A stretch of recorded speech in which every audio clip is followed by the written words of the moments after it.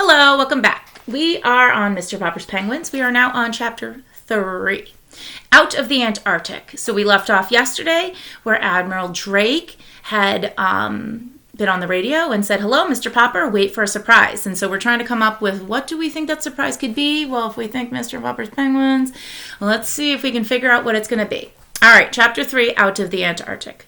Well, with the excitement of having the great Admiral Drake speak to him over the radio and his curiosity about the Admiral's message to him, Mr. Popper did not sleep very well that night. He did not know how he could possibly wait to find out what the Admiral meant. When morning came, he was almost sorry that he had nowhere to go, no houses to paint, no rooms to paper. It would have helped pass the time.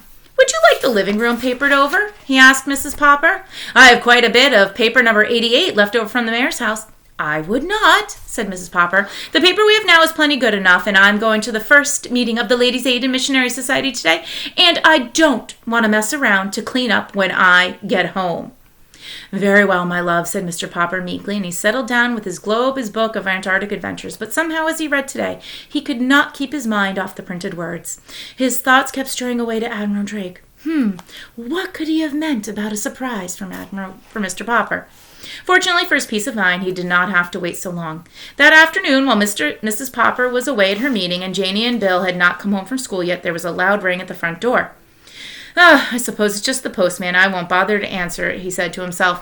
Well, the bell rang again, a little louder this time. Grumbling to himself, Mr. Popper went to the door. It was not the postman who stood there. It was an expressman with the largest box Mr. Popper had ever seen. "Party by the name of Popper live here?" "Yep, that's me." "Well, here's a package that comes air express all the way from Antarctica. Some journey, I say." Mr. Popper signed the receipt and examined the box. It was covered all over with markings. "Unpack at once." "Keep cool," said another. He noticed that the box was punched here and there with air holes. You can imagine at once. He had the box inside the house. He wasted no time in getting the screwdriver, for this time, of course, he guessed this must be the surprise from Admiral Drake. He had succeeded in removing the outer boards of the packing, from which there was a layer of dry ice, when from the depths of the packing case, he suddenly heard a faint "ork." His heart froze. Surely he had heard those sounds before at the Drake expedition movies. His hands were trembling so he could scarcely lift off the last of the wrappings. There was not the slightest doubt about it. It was a penguin! Mr. Popper was speechless with delight, but the penguin was not speechless. "Ork!" it said again, and this time held out its flippers and jumped out of the packing debris. He was a stout little fellow, about 2.5 feet high, and although he was about the size of a small child, it looked much more like a little gentleman, with his smooth white waistcoat in the front and his long black tailcoat dragging behind. His eyes were set in 2 white circles in its black head. It turned its head from one side to the other, at first with one eye, then the other. It examined Mr. Popper. Mr. Popper had read that penguins are extremely curious, and he soon found that this was true. For stepping out, the visitor began to inspect the house. So here's the picture. You can see there's Mr. Popper and the penguin jumping out of the box.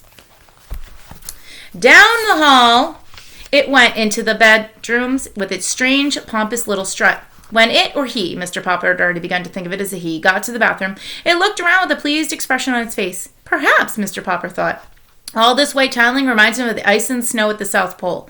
Poor thing, maybe he's thirsty. Carefully, Mr. Popper began to fill the bathtub with cold water. This was a little difficult because the inquisitive bird kept reaching over and trying to bite the faucets with its sharp red beak. Finally, however, he succeeded in getting the tub all filled. Since the penguin kept looking over, Mr. Popper picked it up and dropped it in. The penguin seemed not to mind. Anyway, you're not a little shy guy," said Mr. Popper. "I guess you got sort of used to playing around with those explorers at the pole." When he thought the penguin had had enough of the bath, he drew out the stopper. He was just wondering what to do next when Janie and Bill burst in from school. "Papa!" they shouted together. "What is it?" "It's a South Pole penguin sent to me by Admiral Drake." "Look," said Bill, "it's marching."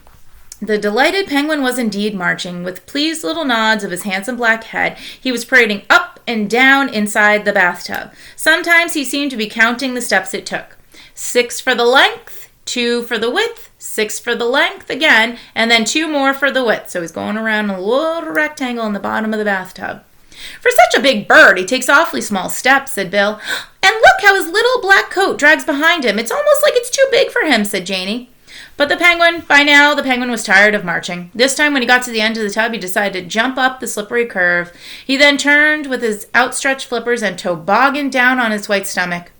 They could see that those flippers were black on the outside, like the sleeves of his tailcoat, but were white underneath. "Goop! Goop!" said the penguin, trying his new game again and again. "Well, what's his name, Papa?" asked Janie. "Gook! Gook!" said the penguin, sliding down once more. Sounds like Cook," said Mr. Popper. "Why, that's it, of course. We'll call him Cook. Captain Cook." So that's the end of that chapter. So now we know that Mr. Popper has one penguin, who he has decided to name Captain Cook. I wonder what Mrs. Popper is going to think about him when she comes home. Well, we'll have to find out. Next chapter is called Captain Cook. See you later.